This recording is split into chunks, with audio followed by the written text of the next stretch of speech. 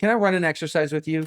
If you knew that 2 years from now you would get hit by a bus, or 5 years from now you get hit by a bus and get your ticket punched, how would that make you think about this set of decisions today? I would take my personal life over all of it, my family and my relationships, and Yeah. that would be Okay. the Okay. top. Interesting. Now take it out to 15 years. So you get your ticket punched in 50 years.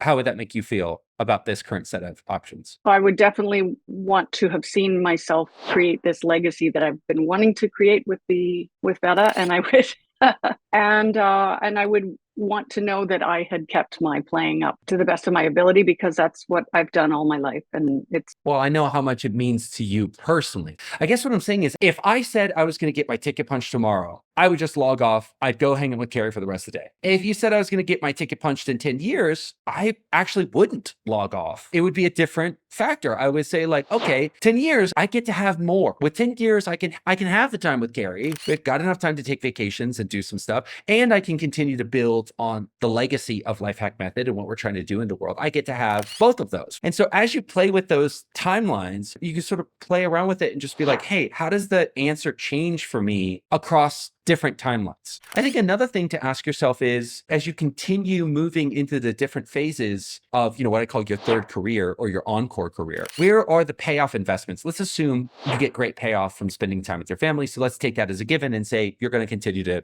hang out with your family and love on your family. But when you're torn between the legacy that you're creating at Veta and keeping up the practice, what I see a lot is you're effectively like a professional athlete. You're just going to get hit by age. You are going to degrade with age. With Veta, maybe you've got a little bit more like running room there. Maybe you got a little bit more room to run. However, the opposite is true when it comes to personal fulfillment. I know it's more challenging and less immediately rewarding today to work on Veta than it is to sit down and practice. So I see the tensions at play here, and nobody can make this decision but you. But ultimately, we can give you a couple frameworks to come at it from different frames. So one frame is, okay, if I died tomorrow, if I died in 10 years, if I died in 20 years, how does that change? I can sort of move that frame back and forth and say, does that make me think of anything or change how I think about it? I can come from the frame of like, what do I have the most legs on? Maybe I need to be investing in a thing. Or I could come at it from the frame of mission. What's going to be most important to me? There's sort of what's important to you when you're alive. What improves my quality of life today versus